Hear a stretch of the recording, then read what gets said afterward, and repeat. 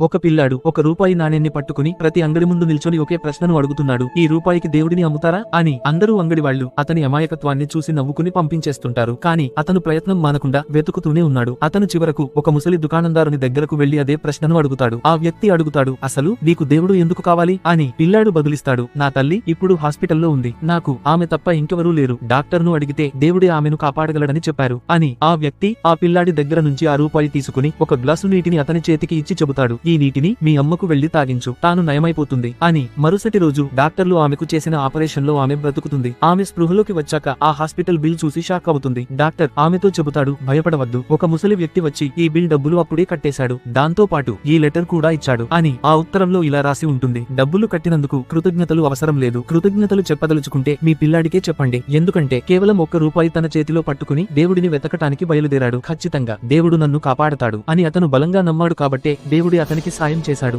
కాబట్టి దేవుని